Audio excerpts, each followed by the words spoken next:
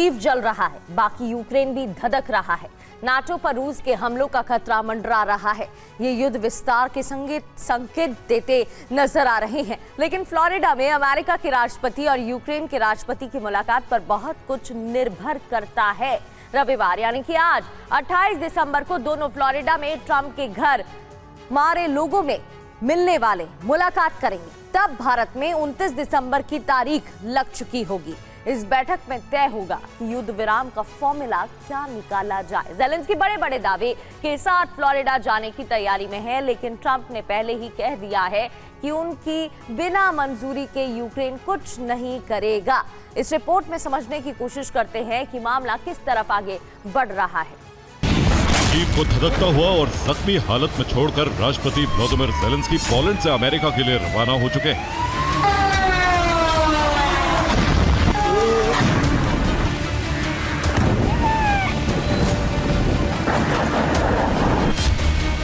Poland से उनका विमान कनाडा के लिए रवाना हुआ और उसके बाद वो अमेरिका के फ्लोरिडा राज्य में पाम बीच पर मारे लागो क्लब पहुंचेंगे।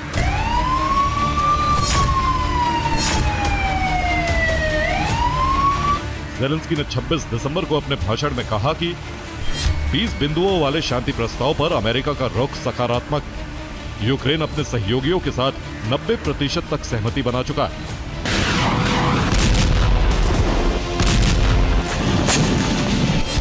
ज़ेलेंस्की का दावा है कि सब सही दिशा में जा रहा है, लेकिन ऐसा लगता नहीं, क्योंकि अमेरिका के राष्ट्रपति ने ज़ेलेंस्की के अमेरिका पहुंचने से पहले ही एक इंटरव्यू में दिए बयान से पूरे प्रस्ताव पर पानी फेर दिया। ट्रंप ने इंटरव्यू में कहा है कि मेरी अनुमति के बिना यूक्रेन कुछ नहीं कर सकता है। देखते हैं ज़ेलेंस्की के पास कहने को क्या। ट्रंप के बयान से साफ है कि अंतिम फैसला उनका ही होगा। ट्रंप पहले से ही इस बात पर भड़के हुए हैं कि उनके 28 बिंदुओं वाले प्रस्ताव को बदलकर 20 बिंदुओं पर लाया गया। उसमें भी यूक्रेन ने अपनी शर्तें कड़ी कर दी।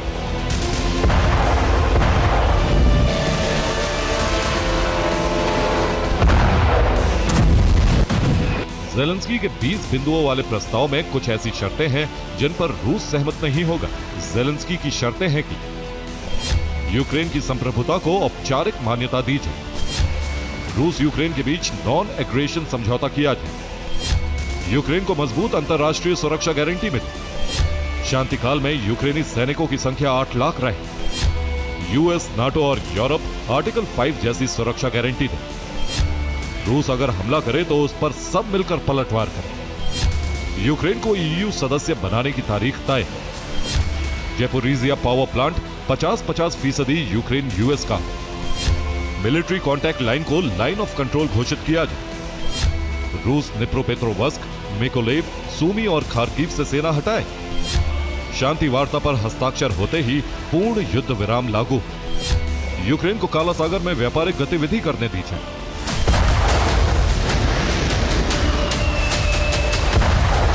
इन शर्तों के साथ ज़ेलेंस्की फ्लोरिडा में ट्रंप से चर्चा करेंगे, लेकिन रिपोर्ट यह भी है कि ज़ेलेंस्की यूरोपियन नेताओं को भी इस बैठक में शामिल करना चाहते हैं। यूरोप के नेता ऑनलाइन बैठक में शामिल हो सकते हैं। ज़ेलेंस्की से मिलने से पहले ट्रंप पुतिन से फोन पर चर्चा कर सकते हैं। यानी यूरोप जिस तरह से यूक्रेन के पाले में खड़ा है, उसी तरह से ट्रंप भी रूस के साथ खड़े नजर आ रहे हैं।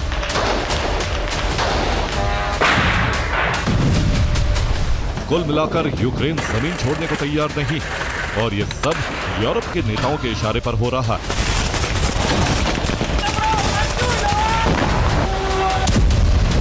क्योंकि फ्रांस के राष्ट्रपति मैक्रो और जर्मन चांसलर मर्ज पहले भी ये कह चुके हैं कि अमेरिका यूक्रेन और यूरोप के साथ धोखा कर सकता है।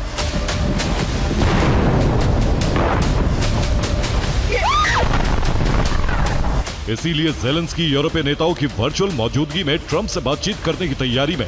फिलहाल ज़ेलेंस्की ने यूरोप और अमेरिका से 15 साल की सिक्योरिटी गारंटी की मांग की, लेकिन जमीन पर कोई फैसला नहीं हुआ। जमीन को लेकर कई पेच उलझे हुए। रूस चाहता है कि यूक्रेन डोनबास रूस को सौंप दे, इसके बदले में रूस बाकी की जीती हुई जमीन छोड़ने पर विचार कर सकता है। ज़ेलेंस्की ने कहा है कि जनमत संग्रह से जमीन का फैसला किया जाए।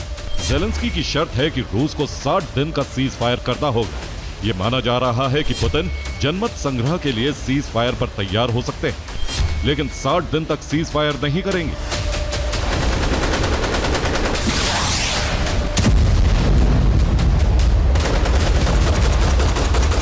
अमेरिका मानता है कि रूस के साथ उसके रिश्ते बेहतर होने जरूरी हैं। ये तभी हो सकता है जब वो रूस के हित को देखते हुए ज़ेलेंस्की को युद्ध विराम पर सहमत करे।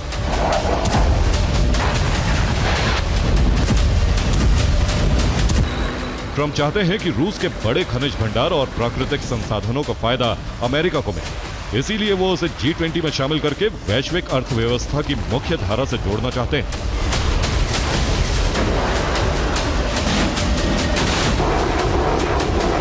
लेकिन यूरोप यूक्रेन की शर्तों पर युद्ध विराम चाहता है। यूक्रेन के कई देश इस बात पर भी जोर दे रहे हैं कि सीज फायर के तुरंत बाद विदेशी सेना की तैनाती यूक्रेन की जमीन पर हो। इसके लिए यूरोप के कई देश अपनी सेना भेजने को तैयार हैं। सीज फायर के बाद फ्रांस, जर्मनी, तुर्की और यूके यूक्रेन में सेना भेजने के लिए सहमति दे चुके हैं। लेकिन रूस नहीं चाहता है कि यूक्रेन की जमीन पर विदेशी सेना की तैनाती।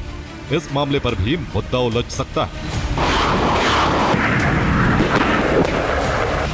ज़ैपोरिज़िया न्यूक्लियर पावर प्लांट का कितना नियंत्रण किस देश के हाथ में होगा, यहां भी टकराव।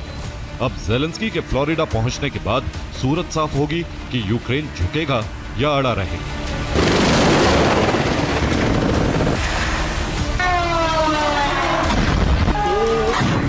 युद्ध विराम अब ट्रंप के दबाव और यूक्रेन के लचीले रुख पर निर्भर। रूस अपनी शर्तें साफ कर चुका है। Bureau report, TV9 Bharat.